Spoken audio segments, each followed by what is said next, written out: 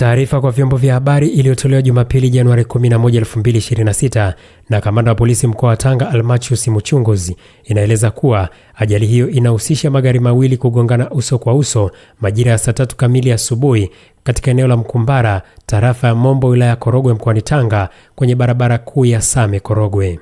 Jeshi la polisi mkoa wa Tanga inaendelea na uchunguzi wa ajali ya barabarani ya magari mawili kugongana uso kwa uso iliyotokea leo tarehe 11 mwezi wa kwanza 2026 majira ya saa 3:30 katika eneo la Mkumbara, tarafa ya Mombo, wilaya ya Korogwe, barabara ya Same Korogwe. Ajali hiyo imehusisha gari la mizigo aina ya Scania yenye namba ya usajili T812 ELQ likiwa na tela namba T106 DGS mali ya kampuni ya Mikoani Edible Oil and Detergents Limited likitokea Same kuelekea Korogwe kugongana na basi aina ya Yutong lenye namba ya usajili T579 ECH mali ya kampuni ya Mwesino lilikuwa likitokea Lushoto kuelekea Arusha. Kutokana na ajali hiyo, watu 4 wamepoteza maisha akiwemo Azad Eid Mohamed miaka 30, ufundi gari mkazi wa Lushoto, na wanaume wengine 3 ambao hawajatambuliwa majina yao na umri wao.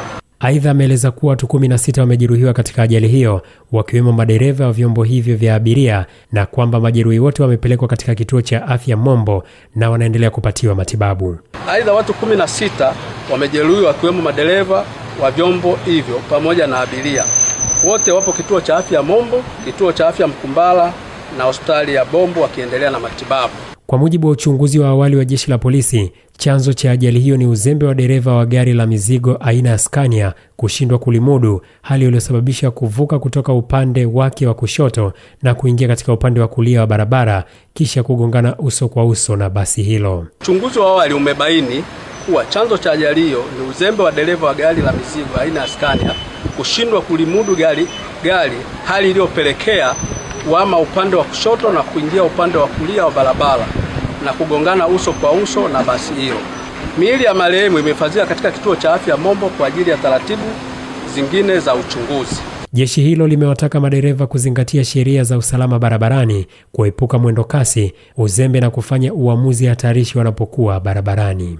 Jeshi la polisi kwa Tanga linatoa wito kwa madereva wote kuzingatia sheria za usalama barabarani, kuepuka mwendo kasi, uzembe na maamuzi hatarishi wanapokuwa barabarani.